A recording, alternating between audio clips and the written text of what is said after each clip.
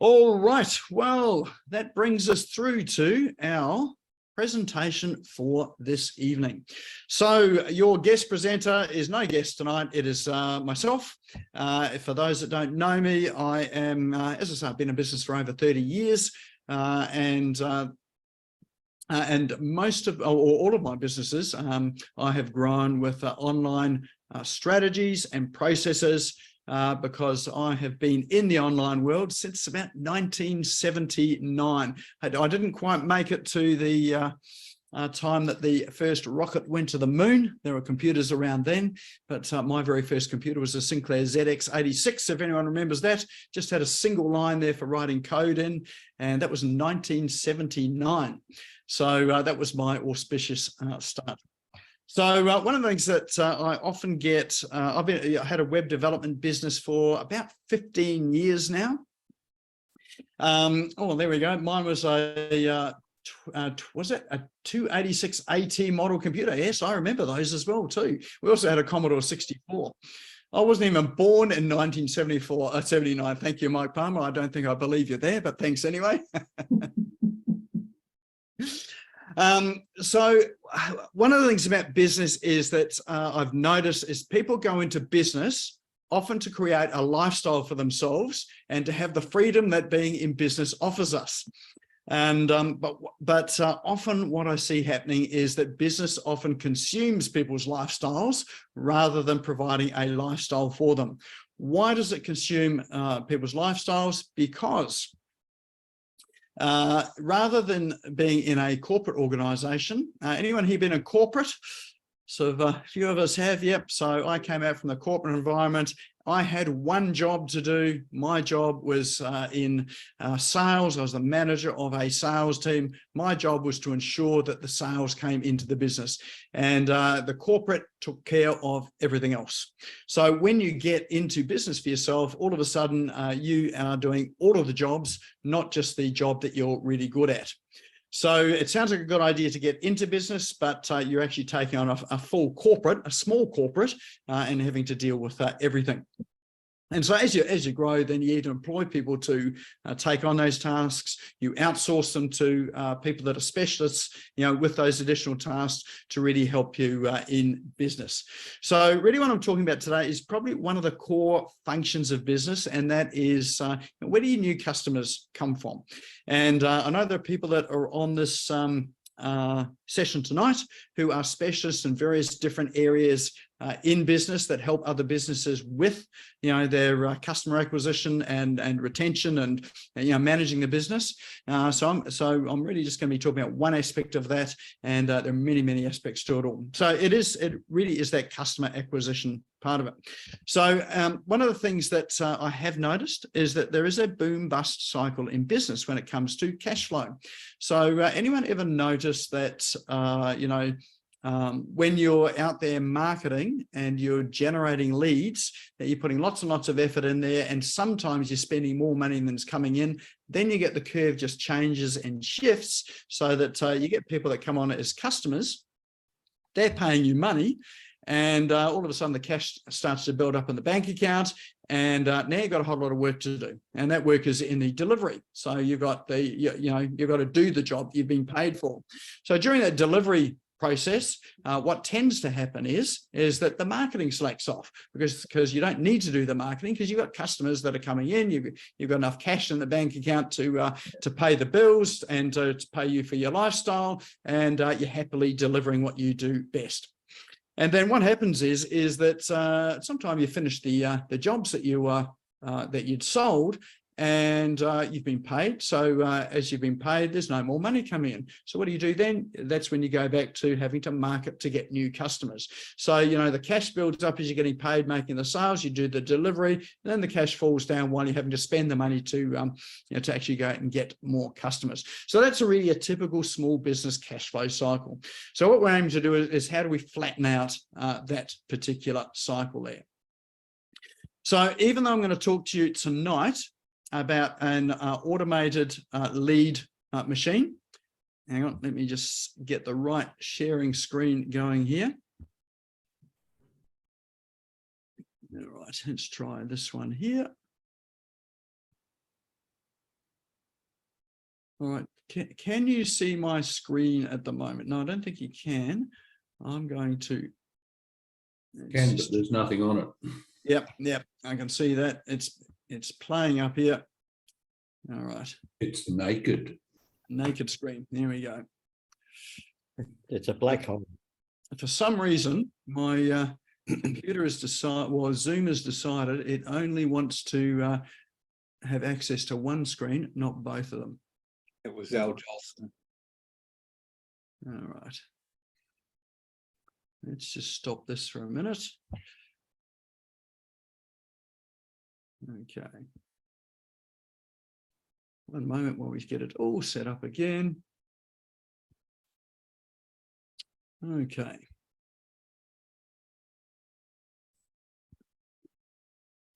And of course, I'm trying a new bit of tech tonight.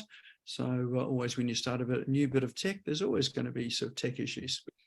Okay. Let's try this one more time.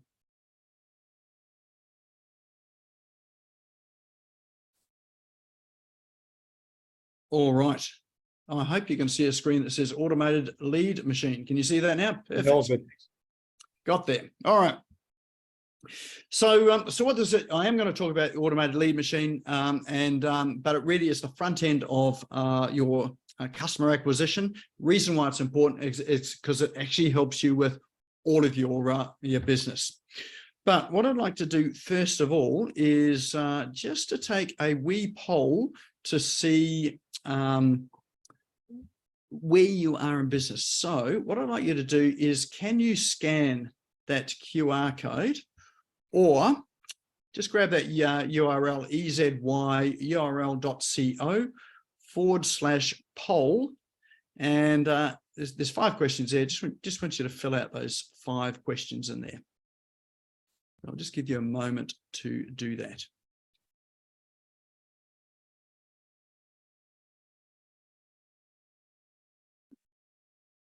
And while you do that, I'm not stopping the share. I'm just going to check the screen.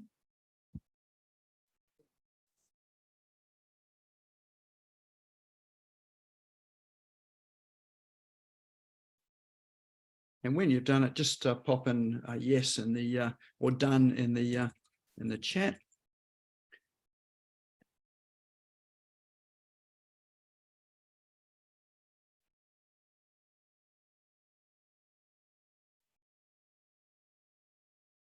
Okay, cool. Done. All right, great.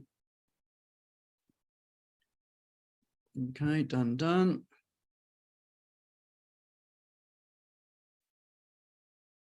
Okay, a few more dones. Excellent.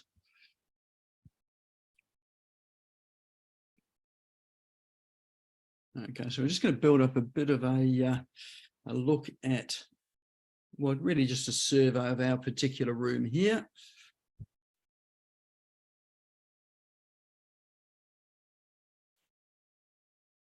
Okay, wait for a couple more to come in.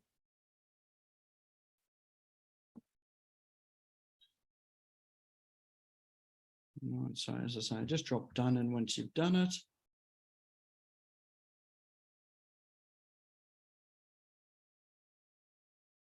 Okay, just a couple more to go.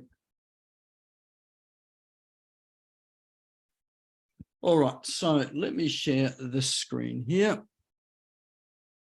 Okay, so here are our real-time results. So obviously just used a Google form for this because they've got some stats on it, which makes it nice and handy. So so we've got 12 responses here so far. If you're still going, that's all right. It'll add to it as we go along. So we have, and this is to be expected, about 90% of people have got a website. 90% of people in the room have got a website. There's always sort of 1 or 2 that haven't, or they're in the process of getting a website. And of those that have a website, we have 58%, so just well, almost 60% of people have some form of lead capture on the website, which again is to be expected. So about 40% of people here don't have any form of lead capture mechanism on the website. And I'll talk about why that's important as well too. And of that, we've got 75% of people have got a CRM, so 3/4 of them. And about 66% of people have an automated email follow-up sequence. Now that there is really quite good. Going to a room, and I'd sort of expect that here, going to a room of businesses that are not online, that number there drops to around about 30 to 40% of businesses having some form of automated email sequence.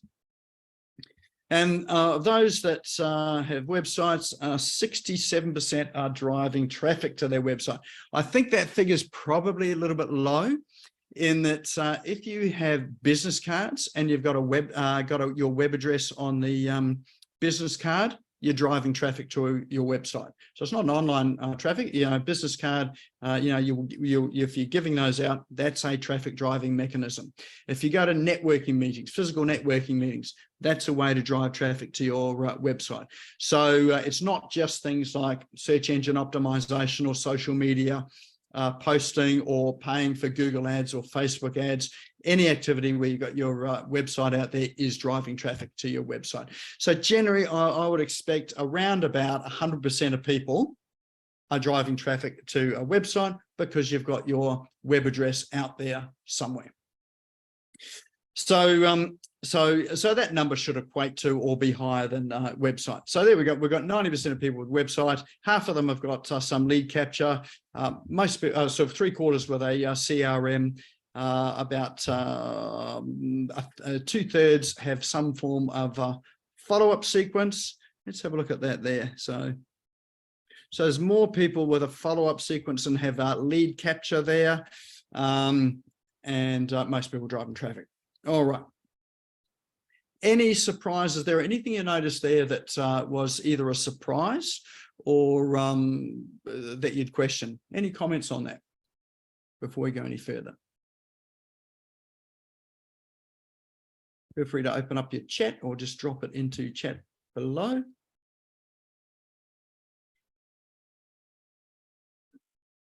Yeah, hi Nick, Ron here. Hey, yeah, Ron. I was just interesting you just commenting on the driving traffic, because I didn't interpret it quite as widely as you just did. So that was an interesting little explanation of that. Yeah. Yes, most people, so when you talk about traffic, driving traffic, think about just online activities. But yeah. it is online and offline. So that is and they're and the different means of doing it. All right. Well, let's any other comments there while I come back our screen again? Yeah, I'm surprised at the high numbers, but like I would have thought some of them would have been a lot lower. So some of those numbers surprised me. So it's interesting. Maybe it's just the number, because we only got 23. Sorry, I mean only have 23 people. Yeah. Usually to get a percentage, you probably need more than 100 people anyway. Yes. Well, look, it's a higher percentage here that when I've run this poll offline, like just in physical groups of people, it's higher here than it is in the physical group. So yes, it is a higher percentage. I would expect it to be in a smart mob like this. Of course. And I think, so if you're coming along to this sort of thing, I think so Ron said it at the beginning there, where he said that, he's got a few things to check off, and every time he comes along, he checks something else off. Well, this is just another one of those sort of checks in the box. So just shows that as you're checking things off when you come along, it's actually working. You're ahead of most other people. All right. Okay. All right. So that's our wee little poll. So first thing is website. Yes, definitely expect most businesses or most people to have a website because apparently if you don't have one, you really don't exist in business. Well, that's the sort of thoughts in people's mind because often the first thing people do is when they meet you or come across you, they will Google you and they'll go and have a look for your website. And I'm sure you do the same thing as well too. If you meet someone or come across someone, you go and check them out, have a look at their website. In fact, you probably check out their website and then go and find them on Facebook, LinkedIn, and you know, their social networks as well too. I'm sure I'm not the only person in the room that that does that there, but you know, we're innately curious about it, and I think part of the reason for that is that we're not always either meeting the people that we're wanting to contact or do business with or communicate with. Sometimes we are, sometimes we're not, but we're wanting to find out more information about them. And sometimes that information is, who are you? What do you do? What do other people say about you? And, you know, sort of, and really looking for your values. So your values come out quite strongly on, you know, particularly social media platforms, and websites are typically people talk about what they do and the products and services they sell.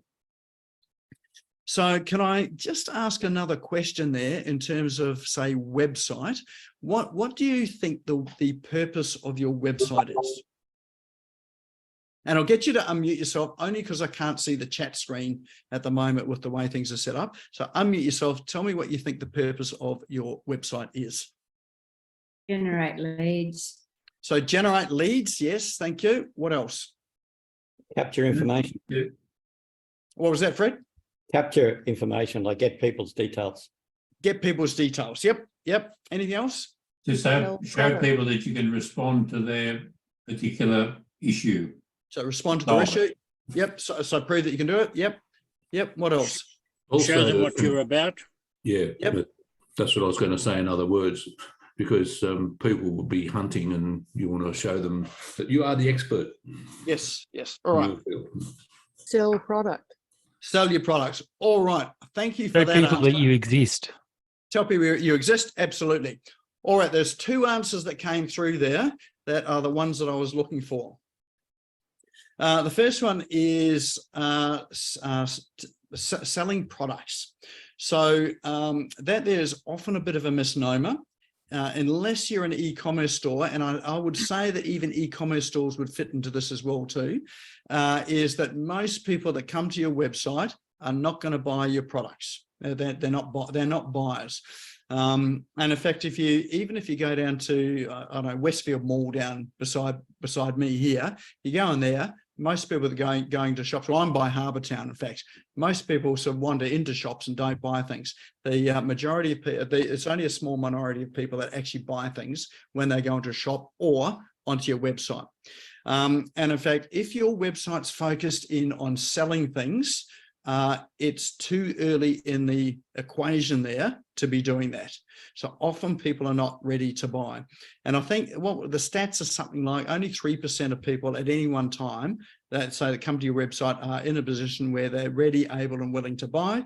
Other 97% of people are not at that position now. So what are you doing with those people there? It's not that they're never going to buy, but they're not. So the focus of the website generally should not be on selling the products and services that you've got. The focus in on it should be to, and this is what Fred talked about, is to capture people's details, and in particular, the one detail that you really do need, and that's someone's email address. So the job of the web, so if you think about, if nothing else you take away from this today, it is the job of your website is to capture an email address. That's it. Why is that important? Well, when people come to your website, they have probably come to it by clicking a link. So they may have seen something of yours on social media. Maybe they picked up your business card. If they've picked up your business card, that is probably the one and only time they're typing into the URL browser your website. All other times they are generally clicking on a link, so they don't even know what your domain is or what your website URL is. So they're just clicking a link to get there. If they have a look around, they're reading stuff, it's aroused their curiosity. As soon as they leave, they're probably not coming back again. And the reason for that is that they don't even remember what your website URL is, because they didn't know what it was in the first place. They just clicked a link. They didn't see it. So unless they've typed it in from the business card they've got your business card, they're probably never going to come back again, because they're not going to be able to find your link again. So, if it's just been something that's come up in your social media feed, by the time they get back to it, that post has disappeared somewhere into the ether, never to be found again. So the website's job is to get that first initial piece of their journey to say, hey, look, this website has aroused my curiosity. Maybe it's done some of the things you've spoken about there in terms of demonstrating your capability and credibility, but more importantly, it's been able to articulate their specific issue or problem and articulate in a way that's better, where they can say, oh, that feels like me, or that sounds like me, and being able to articulate it better than they can. And so your website's entire job to get that email address is to arouse that curiosity for people to say, where can I find out more? Where can I get more? Or maybe it sort of helps them to answer one small problem of theirs that enables them to think, well, if you can answer that there, what else is there? So the website's job is not to sell anything. It is to get an email address. So if you walk out with that there and just focus on that, go back to your website and have a look. How does my website get people to leave their email address? And then focus everything around that there. That is a key point in the equation there. So to get someone's email address, if you've still got subscribe to my newsletter on your website, get rid of it. No one wants another newsletter in their inbox. You may produce newsletters, which is fine, but no one wants to subscribe to a newsletter generally, unless you are in a very niche, segment of your market that people are really seeking out that information. So most of the time they don't want a newsletter. So most of the time what they want to do is to deal with an issue or a problem they've got, or they're looking for some sort of solution or answer, but they don't want to sort of another email in their inbox. So think about how can you get an email address which is different to getting them to subscribe to a newsletter. So, and this part here, so if you remember 100%, well, almost 100% of people had a website. There was about 2/3 of the room here had some form of email capture. Now I'm going to call it a lead magnet, but that's a very generic term as well too, or very broad term. Now, I know that sort of often people know that they need to have some form of lead magnet on their website, but they don't implement it. Why? Because one is it's too hard. Often when web developers create a website, they don't create a lead magnet to go with it. So they might put in a subscribe to my newsletter form in it, because that's an easy thing to do. It's harder to create a lead magnet. Now, what is a lead magnet specifically? This part's really important, because it can't be just anything that's a throwaway. You want it to be magnetic in the sense that people think, oh, I want that, and I'm prepared to give you my email address to get there. So any ideas as to what would constitute a lead magnet? So let's just throw that one out in terms of some of your ideas of what a lead magnet is. Maybe a little booklet. A little booklet, absolutely. So you can download it. Perfect. Yeah, checklist, and even a free survey report on something in the industry. I think the checklists are some of the most engaging things, or some of the most downloaded lead magnets is a checklist. So think about, I don't know, real estate agent, you're going to buy a house, download a checklist of all of the things you should pay attention to when you're going to buy a house. Something really simple like that there. The 5 most valuable things you need to know before you cut your toenails. There you go. Yep.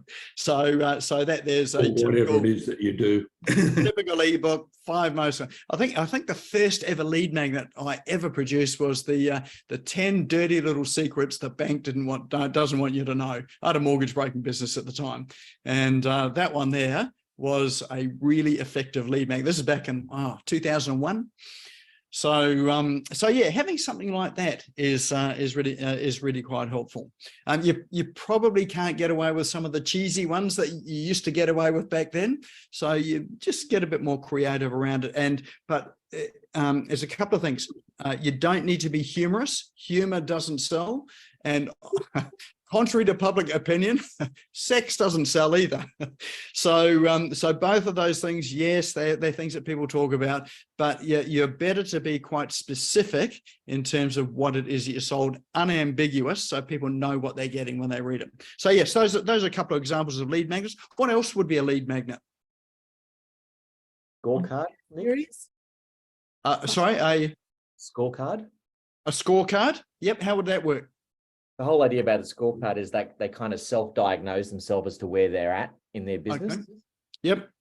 Perfect. Yeah, that's a great one. So scorecard or a poll, or what do they call it? Personality profile. So, you know, you can do some interesting personality profiles. I've seen that with chocolate, and I've seen it with coffee. So a personality profile is find out what your coffee personality is. That appeals to me because I'm a big coffee drinker.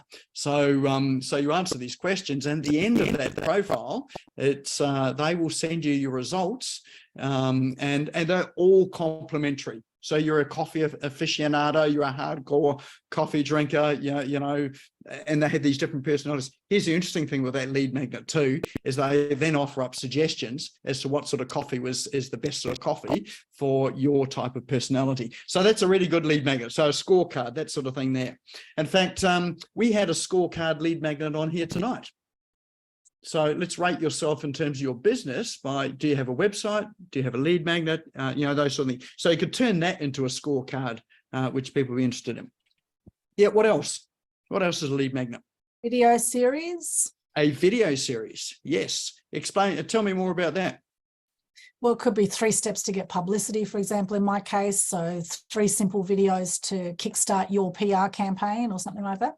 Perfect. Yep, perfect. So that's an excellent one. So that's almost, that could be like a so you're actually giving them information that they can use, and I would suggest that you're giving them complete information on a small topic area. So so give and there's a reason for that as well too, in that if people feel like you're holding stuff back and they've got to come and pay you to get it, it really sort of rubs them up the wrong way. So give them everything to help them to solve one small problem. And I'll come back to how you do that as well too. But yes, a video series like that is really good. Call it a, you could also call it a mini course. So like a, you know, publicity mini course. So you're giving them a taste of what you do, what you can do, and you're demonstrating your credibility and your capability by giving them the answer. Now, the thing with helping them to solve a problem, in fact, an entire problem, it gives them confidence to think, well, if you've helped me with this one, then it's likely you've got the solution to help me with my bigger problem. Does that make sense? So so that's how you're demonstrating capability. So yes, that's a really good one. What else would be a lead magnet? Free Case study. challenge. Sorry. Margarita? A free challenge, a free webinar, or masterclass, and a free quiz. All right, free challenge, masterclass, quiz, that sort of thing there, absolutely. So to the right market there that wants to know that sort of information, then that, and particularly if it's free, you're talking about free. Yep. Yeah, absolutely. So that and you can, and interestingly enough, you can actually use free and paid for a lead magnet as well. You get slightly different results with it, but you can have free and paid. So so don't think that they have to be free. If you've got paid ones, then that helps you to qualify people. If people paid you $1 for something, they're more than likely going to pay you $2 more. So if they paid nothing for it, then you've got a whole lot of people that are in that sort of segment there that are just there for the information, but may not have any intention about anything. But again, that just comes down to your lead process, and you can start to progress people through. If you're charging for it, then you're just one step ahead of it. So yes, perfect. Challenge, webinar, that type of thing. If you've got a series of something that you charge for, you offer the first one free. Yeah, perfect. Yep. The first module, the first chapter, the first whatever. Definitely. If you're selling courses or programs, that's a great way to get people in. So you're giving them a taste of the real thing, and it's a good way to get them in. Yep, perfect. So in fact, there are lots of things that you can use out there as a lead magnet. So don't be limited by sort of thinking it's just a PDF document that people download. It is something that's, and this is what's really important. It's something that is of value to them. And what do I mean by value? It needs to be something that solves or helps them to solve a particular problem or issue that they've got and solve it in its entirety. And so I talk about it as micro problems. So if you think about when customers are making decisions to do business with you, they don't come along, generally they're not coming along with a checkbook in hand. I'm showing my age now, I know, because we don't have checks anymore, but with credit card in hand to just pay the money to buy your product. What generally are some of the first steps that people take before they even think about engaging you? Check you out. They check you out, yeah. And so they're checking you out. What are they checking you out for? To see if what you're telling them is bullshit or it's not. Yep, they're definitely doing that sort of stuff. That's probably a little further down the track there. I think about whether they know, like, and trust you. Know, like, and trust. Yep. So it's part of developing that process. Yep. But they've often got a problem right now. So you think about what's the problem that they have right now they're trying to solve, and it's not what you sell. They want the solution. They want the solution. But even before they even know about the solution, there's something else as well. I'll go back to the real estate example. And if someone is, let's say they're thinking about buying a house, and they're just at the early stages of it, what are generally some of the first questions people have or first issues people have before they even hit the market to go and look for a house? Probably look to see if they can get the money. Okay, so looking to see if they can I afford it? How much can I buy? So their first part of the journey has got nothing to do with the real estate agent at all. It's got to do with, can I actually get the money to buy the thing? So with that issue there, what's the direct problem they've got in front of them to help them to determine that? How they determine whether they've got enough money? What do they do? Income. Can I afford it? Can I afford it? Yep. So where do they go to find out whether they can afford it or not? Online. Check out. Online. And what are they searching for? Calculator. Calculator. Perfect. So it's that there. So they're looking for some sort of finance calculator, so where they can plug in their income and work out how much can I afford to buy, in terms of a house. So their immediate problem is not the location. It's not whether it's 3 bedrooms, 2 bedrooms. Whether it's on a bus route, it's just getting an online calculator. So if you're a real estate agent and you're looking to get new customers or new prospects here to buy a house, wouldn't it be clever or smart to offer a calculator on there, affordability calculator, to get the first part of it? And if you're clever about it, remember what's the purpose of a website? Capture leads. Capture leads or capture the email address. So you'd want to make sure that somewhere in that process there, you've got a way for them to leave an email address. So you probably wouldn't leave it on the calculator. You might have a free and open calculator there to, for people to calculate their borrowing capacity. But what you might do is at the end of it, once they've borrowed it, you might sort of say, give them an offer there that here are 5 ways to increase your borrowing capacity or to afford a better or bigger house. So you might give them something like that there with some suggestions there. So then you can capture an email address, because I guarantee you most people, they'll feed their figures into a calculator and think, well, actually that's not quite enough. I was hoping to borrow a bit more, for what I need, for most people. So if you think about it from the point of view that their first problem is from my income, how much can I afford? So the answer to that is going to create a new problem. And that new problem is actually, I want to be able to borrow more. So then what you're doing is you're helping them to answer that problem. That's where you're getting their email address, helping them to answer that problem. So then when you send them those suggestions there in a, let's say it's a PDF document, or it might be a video series, you want to ensure that there's creating another problem for them. So it's like it's progressing them through, like it's solving the immediate need they've got right now, but it's opening up another area that they need to solve. Does that make sense? And so that's the journey that they're taking through as a customer with you. It's not your end product. You've got to go right back to the beginning and think, what is the immediate thing that they are starting with right now, and see what you can do about offering them a solution for that. So that's got nothing to do with selling your product and services. And oftentimes it's not about your product and service. It's about how do they get to buy your product and service. Is that making sort of sense there? Any comments or questions about that? Yes, it makes real sense, Nick. Thank you. Yeah, if you really get this part, this is what makes it super easy with your online marketing and your lead generation. It's at this point here. So most people go for the jugular in the sense of going for offering their products and services. Take a step back from that. Think about what their immediate need is and how can you solve it in its entirety. If you give them a calculator, you've solved that issue about how much can I afford in its entirety. You've given them something helpful. You haven't asked for anything in return. So once you've done that, you can then ask for an email address in return for something else that's going to progress them along the next step of the journey. And then once you've got that email address, that brings you through to the next stage. So, but what I'd like to hear is for your business, can you think of some things there that, would be early stages in your client's journey with you that you could start to offer them? What sort of things can you think of for your business?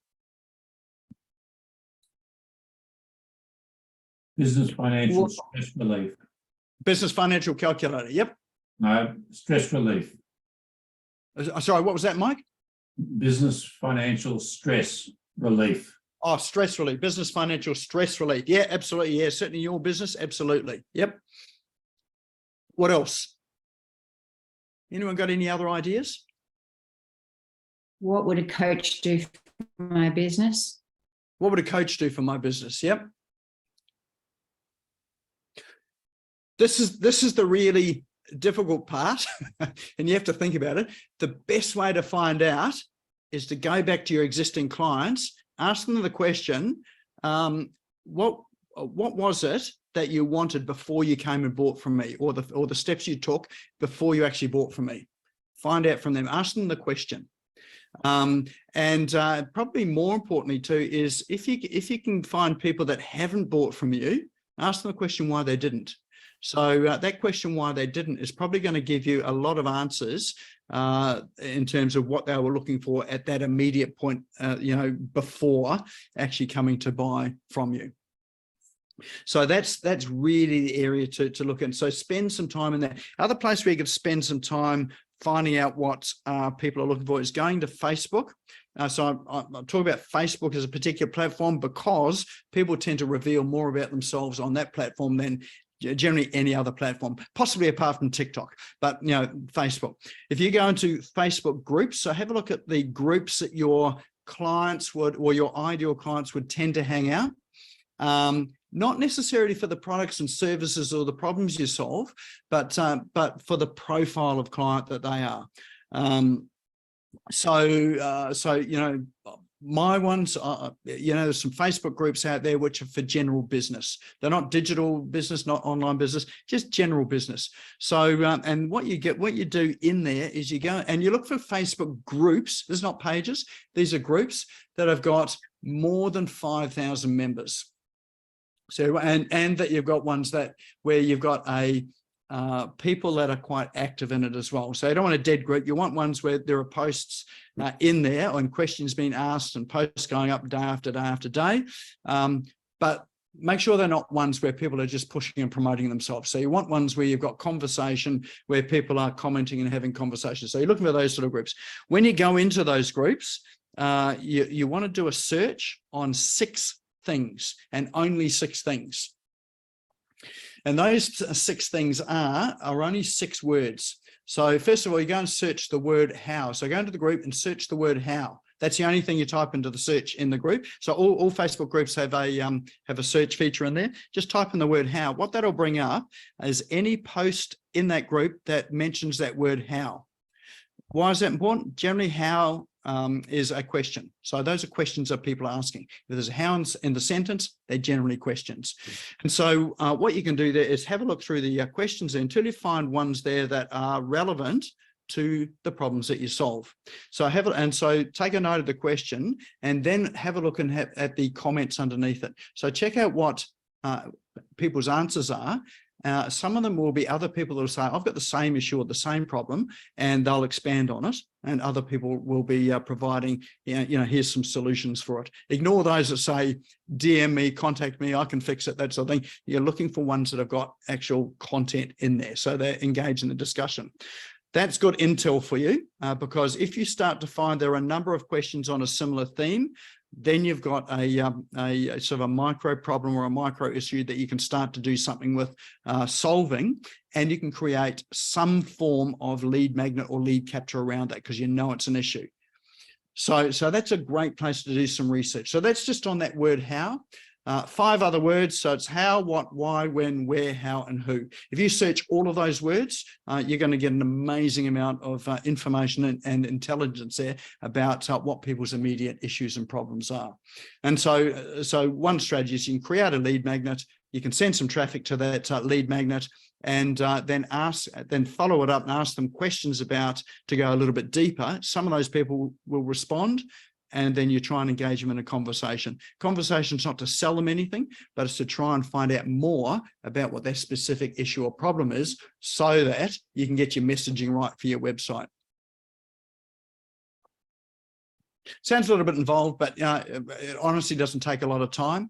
You could probably get all of that set up in about half a day. To do your research, set up a quick lead magnet, set up a quick landing page, and start getting some responses. So you market that back into social media platforms. You'll start to get immediate response, and then that'll help you to collect some valuable information to then help you build out what your real lead magnet is going to be. Have I lost you, or is that all good? Yep, sweet, perfect. All right, so what do we do with these email addresses? That's the next point. Everybody needs a CRM. I'm glad to see that 75% of people on this program had a CRM. So see Fred with the thumbs up. He's got an excellent CRM solution there as well too. But the best CRM you can possibly go for is the one that you're using right now. Whatever you're using, just get in and use it. I should have asked the question, how many people are actively using the CRM that, if you've got one, because I know that there are people that set it up or get one, but they're not actively using it. The power is in using it. So what you need to do with the CRM is you need to connect it to the website so that when people enter their email address in it, it automatically goes into your CRM. So CRM is like a database of all of your prospects and customers. So that's where your email address goes. The beauty about a CRM is that you can do some things like you can tag people so you know where they've come from, what their interests were, and you can put them into what we call campaigns, which are essentially automated email sequences. So if someone's downloaded your lead magnet, or they've engaged with you with your lead magnet. So let's say we go back to that calculator, that financial calculator. They've been through that. They've downloaded 5 ways to increase their income or to get better borrowability. Your email you can create an email sequence that goes back to them, which gives them a solution to help them expand on those ideas that you gave them in your mini course, the lead magnet that you presented with them, and give them even more information. Don't sell to them, just give them more information that's going to help them with that problem of increasing the amount that they can borrow or increase their income. So what you're doing is you're just layering on top. You've helped them in the first instance with a calculator. You've helped them in the second instance by giving them some information about how they can improve their situation. And then the third session is you're giving them even more information about how you can help them even further. And you want it to be practical enough so that they can implement it and see real results and it feels achievable. So you're not into a sale at the moment. There's no pitching. It's just helping them. So psychologically, what you're doing with people there is you're demonstrating, again, your capability and your credibility. So, so what's happening is they're thinking, this person has just helped me. There's 3 occasions that really helped me to do things. In fact, there's probably 4, 5, and 6, because the emails you deliver, you're not going to deliver just one email. You want to be delivering no less, I would suggest, than 7 emails, possibly even 9, even 52. So you might deliver an email a day over the first 7 days. So if you're thinking about spreading them out or worried about people getting too many emails, just park that aside. Just send them an email a day for 7 days. And some will read it, some won't. But the idea with it is that you're in their inbox every day for 7 days. They're getting a sense of familiarity about you. They're starting to develop what someone said here was that know, like, and trust. You keep on giving them stuff there that is helpful and useful for them and solving their problems. And also in those emails too, once you've solved the problem, you're introducing possibly a new problem. So once they've got their, let's say they've increased their income, what's another problem they've got? They've increased their taxable, probably their tax status. So they need to do something about reducing their tax issue. So, all along the way is you're solving a problem, introducing a new one, solve a problem, introducing a new one. Now, you're not deliberately introducing new problems, but when you do solve one, you just need to think about what is the impact of this and what is the new problem is, this is introduced to them. So think about that, because then you're going to help them to answer that as well too. So it's really a process of layering it on. So your CRM is a vital tool. You should connect it to your website, to your landing page, to your lead magnets and landing pages, so you can deliver these messages automatically. And then in your email sequences as well, towards the end, you're going to have some sort of soft offer in there. Again, it's not your sale. Depending on e-commerce store might come through with a sale, but a soft offer is something like if you do want to take this further, this is where you can come in for. You can then offer a free webinar if you haven't done that, or book a call to have a chat about it, come into the office, pick up the phone, something along those lines there, or, which helps them to take the next step there.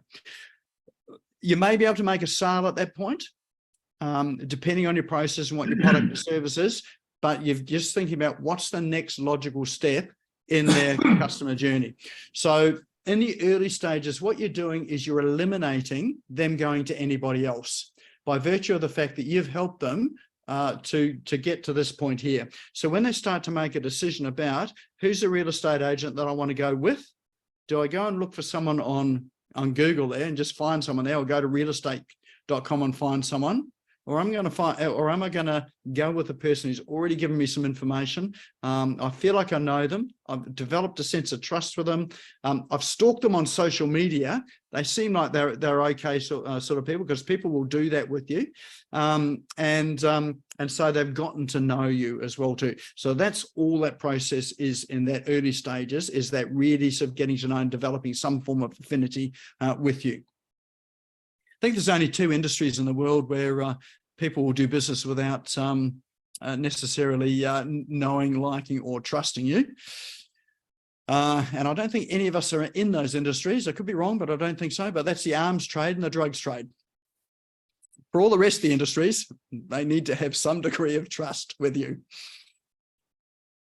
So your CRM is an important tool. If you're not using it, you should use it, even if it's just a contact form, even if you just connect that CRM up to your contact us form and then follow them up, with information that's going to be helpful for them. That's a very first step, but ideally you'd have some form of lead magnet. And you don't have to have just one lead magnet on your website. You can have a number. Just don't put them all on one page. So each page can have its own lead magnet, because it might deal with a specific issue for that page there. So you can have a number of them. And the beauty about having a number of them is you can narrow down your issue to some quite specific issues and solutions that you're able to solve. And you can get really quite specific in the emails that you send them. But really that brings us through to follow-up. So the reason for a CRM is follow-up. You might have heard the expression, you know, fortune is in the follow-up. Something like, there's some stats around it, which I just can't remember at the moment. So I'm going to do what stats do. I'm going to lie. All stats lie, don't they? But it was something like there was in the order of sort of 70 or 80% of people didn't do business with the organization they contacted with for one reason. They didn't follow up. And by follow up, it's not one phone call or one email. Sometimes it's 7 or 8 times. So, you know, you might get to the 5th time and think, oh, this person's never going to buy, and you give up. But, you know, you said it might be just that one extra phone call or email in. That's when they decide they're ready. So, so you can never follow up too much. Yes, you can be a pest. So you don't want to be the pest. So don't follow up in a salesy way and just keeping on pushing your products. Follow up in a way that provides helpful, useful information that are going to help them progress them down their customer journey or down the journey of solving the particular issue or problem they've got. But follow up. And that's really the beauty about the CRM is you can have a automated follow-up. In fact, you can have 52 weeks of follow-up in there by having an email a week scheduled in there. So, and that's, you know, easy to do. And if you, you know, if you just write an email a week and you do that over 52 weeks, it means that you've got 52 scheduled for the new person that comes in on 1st of January next year. And so you just, you can just keep adding to it. And the other thing you can do with it is, you know, once you get to the end of the 52, you can recycle the emails as well. So I don't think that they're going to remember the first email you sent them. You can send them back to the start again as well, depending on your product or service and, you know, whether it's seasonal or not, then, you know, you can reuse some of that information. But follow-up is really what a CRM is. That is the key to having an automated lead generation system. Now, what's going to happen with that too is that when you focus on this thing here, a micro problem is not the major problem that you provide a product or service for. It's the small decisions that people make along the way to get there. So a big, like I learned this in sales years and years ago. That was when I was working for an insurance company. And it was the way to get to a big yes, or, you know, when people are making a decision to buy your products and services, is to help them to make small decisions along the way that are positive decisions along the way. And that's almost like little incremental steps. People make sort of little incremental steps along the way. Then the final decision isn't a leap. It's just another incremental step. That makes sense? So your online marketing or your marketing process is one where you're helping people to solve a problem, introduces a new one. Solve a problem, introduce a new one. And they're all just small problems, nothing major there. It's just really helping them in their decision-making process. And if you help them make enough decisions, then it's an easy decision for them to make to choose you as the, you know, as the service provider or the product provider for what you sell. They already know you, they like you, they trust you, you've helped them an incredible amount. And you'll often hear people say, you just give so much. So if you start to hear that phrase, you know you're onto, you know, doing the right sort of thing. So, and if people feel like you've given them way more than they've paid for, or then you're charging, then you're on the right decision. It's not you're charging too little. You could probably put your prices up at that point, but it means that the equation there is that you've given them a lot more value than they're expecting to pay for. Then it makes it an easy decision for them to go with you than to go with someone else, either that they don't know or hasn't helped them as much as you have along the way. So this process, you know, you probably heard that sales is all about service. This is what it is. If you provide enough of that along the way, it's a simple process to pick up customers, and you change that equation from you chasing customers and having to try and sell people into what you do into an equation where people say, well, what's next? Or how do I work with you? Anyone had that sort of experience where people come and say that to you? That's what you start to get more and more. The more you help people, the more you get that sort of stuff coming back. So think about micro problems, not only micro problems, but immediate micro problems they have right now and what you can solve right now. And then it just makes the next step so easy. So your sales process then is an invitation. So it's an invitation to, if you want to take this further and you want to book a time with me, here's my calendar. Or if you want to come into the shop or the showroom, if you want to have a discussion, it's open. And if you charge for that as well too, it's still an invitation. If you'd like to have a discussion, here's the page where you can book, and you'll have your pricing on the page there if you're charging for those consultations as well too. So invitation. And once you've done that, that's when you can start to drive traffic to your website where you've got your lead magnet. If you are driving traffic to a website or a landing page that does not have lead capture in, does not have follow-up, and does not help people sort of solve these small problems along the way, particularly if you're paying for it, you're wasting both time and money. So particularly paid traffic just amplifies the results that you're getting. So if you are getting no leads off your website at the moment or no inquiries, paying for traffic, like traffic is ads, paying for ads to get people to your website, then it will just amplify it. So if you're getting no leads, $100 in ads times 0 result means you've still got 0.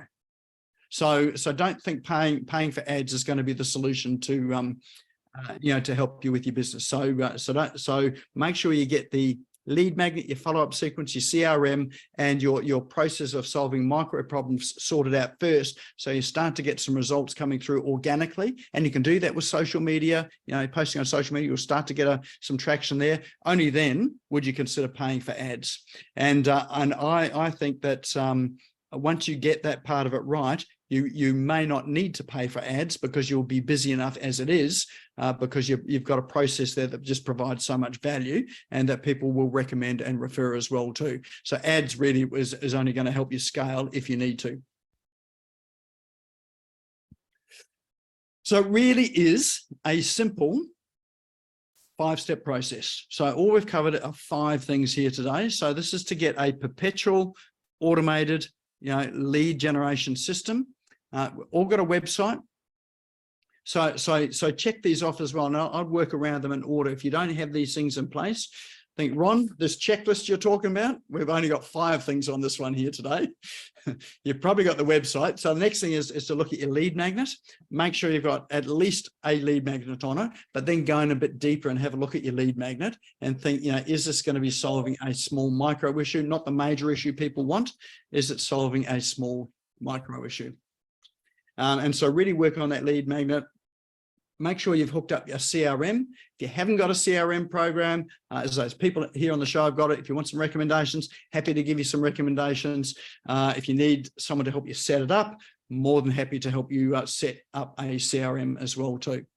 And then in your CRM, create a follow-up sequence of emails that are going to continue a conversation. So think about your emails as a conversation rather than a pitch. So all of your emails should be furthering that conversation. So again, there's a whole framework around those emails that you create that really help progress that conversation.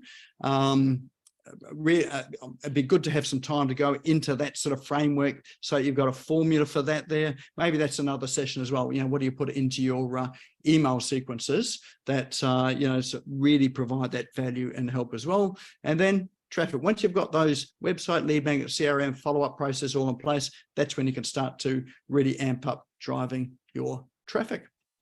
Any questions at all? Has that been helpful?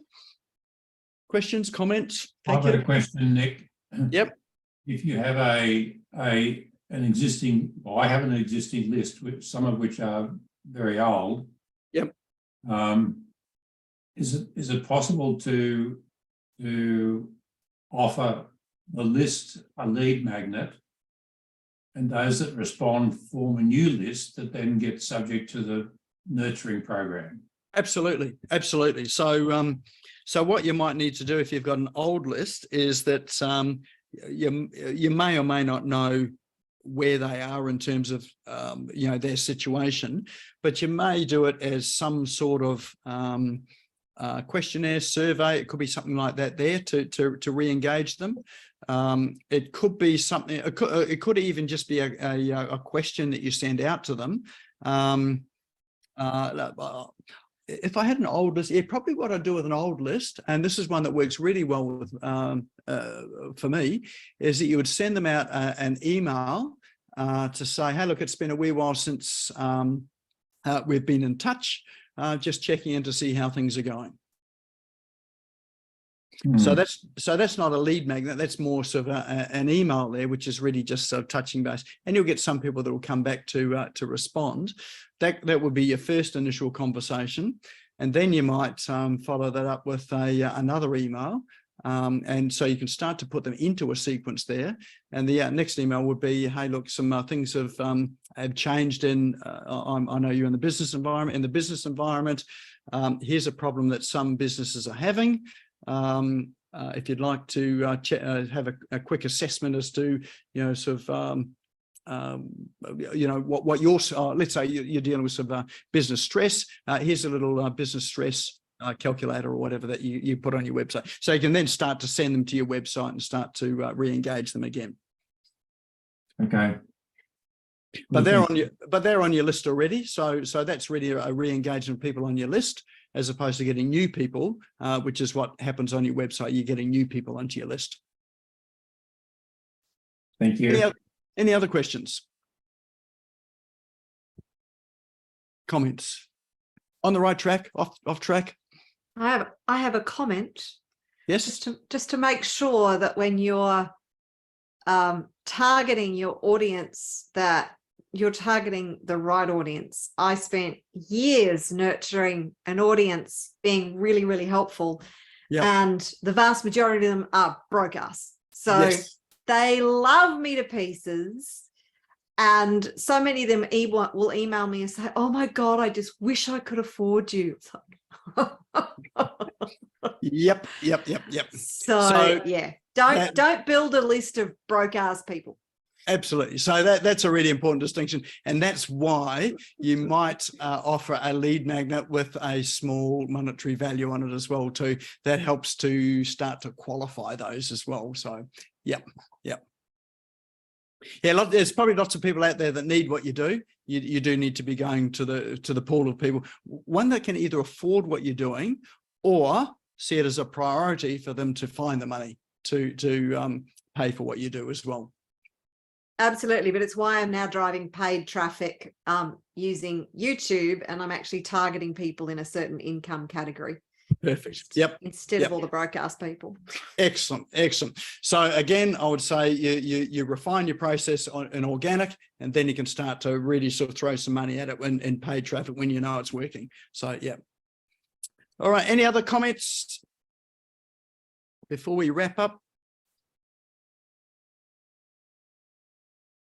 All right, well, look, if any of you are interested in taking this a wee bit further, we're just about to run again. We've just finished the Canva 6-week of Canva Mastery for Business 6-week program. I think, well, what's this got to do with lead generation? Well, the project that we ran on it was all about customer acquisition and lead generation. There's some people on here that have been on this as well. And but what we do is we take you through a whole process of creating that lead magnet, landing page, email capture, social media posting, using the Canva tools, and like they've got some really good AI tools in there, social media automated posting tools in there, creating all your assets around it.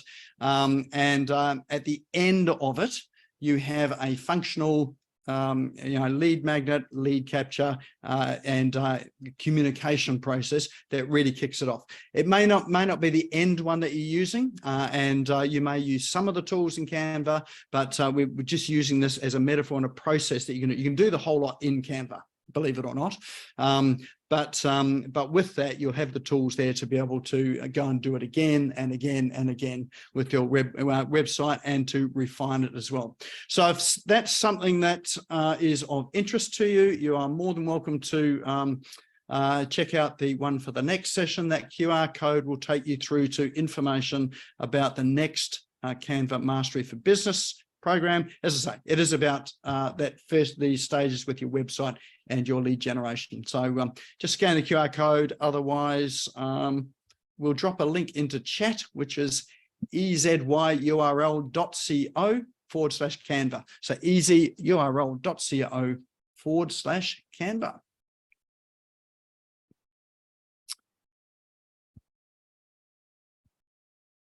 All right, and that there is our show for tonight on the Perpetual Automated Lead Machine.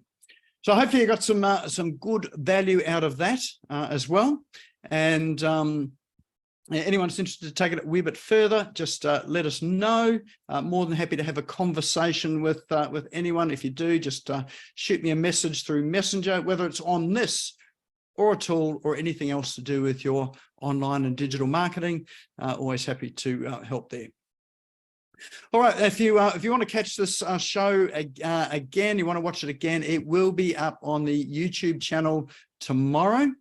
And it should be up around about tomorrow afternoon. We'll drop the YouTube link into chat as well too. So in a moment, it's probably a good time to save the chat with those 3 little dots down the bottom there. That'll have all of the app links in there or the Cool Online Tools. And you'll get the links to things like the YouTube channel as well. If you haven't subscribed to the YouTube channel, please do it. We're trying to get our views up there. Google is putting ads on our YouTube channel at the moment, and we are not getting paid for it. So this is a new change in policy. We'd love to get some money for them running ads on our program. So we need to get up to sort of, I can't remember how many subscribers, but we need some more, and we need more views as well too. So please watch it again as well too, even if you just turn it on to play and turn the sound down. Just watch it, gets our viewable hours up as well too. So once again, thank you everyone for coming along tonight. Look forward to seeing you next time. And if you've got any lead magnets out there, why don't you drop it into Business Owners Smashing It Online Facebook group. Let us have a look at it as well too. Who knows? We may be each other's customers in there as well too. All right, we're going to have a good evening, and we'll catch you next time. Okay, great night. Thank you.